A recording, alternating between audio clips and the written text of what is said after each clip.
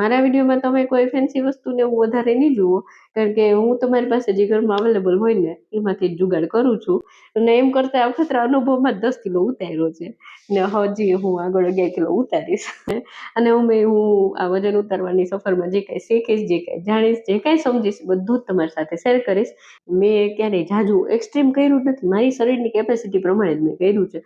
એટલે જો હું કરી શકું ને તો તમે પણ કરી જ શકો એટલે એમાં કોઈ આમ શંકાને સ્થાન નથી.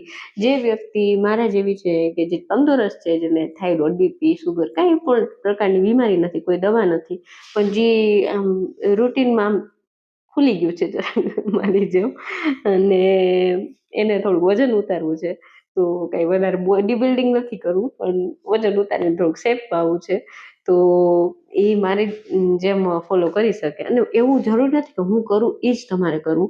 તમે તમારા કમ્ફર્ટ ઝોનમાં જે આવતું હોય એ અનુસાર કરી શકો. પણ હા, તમે મારું રૂટીન જોઈને થોડોક આઈડિયા લાવી શકો કે ભાઈ હું મારા રૂટીનમાં હું શું કરી શકું.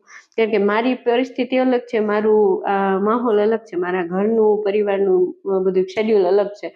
તો તમે તમારી હિસાબે તમારી ગોઠવણી કરો. પણ કાંઈ ના કરવું કરતાં તો કાંઈક કરવું સારું ને એમ. નાના આ મામા કરતાં કેણું મામું સારું ને એમ. એટલે હું તો બસ એટલું જ કહીશ કે મારી બધી બહેનું કાંઈક કરો, તમે જે તમારા કમ્ફર્ટ ઝોનમાં આવે ને એ કરો. પણ સાવ કાંઈ ન કરવા કરતાં કંઈક કરીએ જેથી આપણું વજન ઘટે.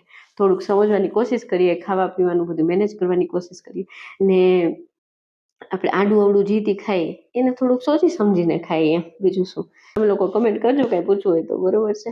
મેં જે એક્સરસાઇઝ કરી છે ને એની લિંક હું ડિસ્ક્રિપ્શન બોક્સમાં આપી દઈશ, તો તમે પણ એ કરવી હોય તો કરી શકો છો. ચલો ફરી પાછા વળી આવતીકાલે રાત્રે 10 વાગે. ત્યાં સુધી ચમકતી ચાંદીને રજા આપો. જય શ્રી કૃષ્ણ. ખુદની તબિયતનું ધ્યાન રાખજો, પરિવારના બધાનું ધ્યાન રાખજો. બાય, જય શ્રી કૃષ્ણ, ગુડ નાઇટ.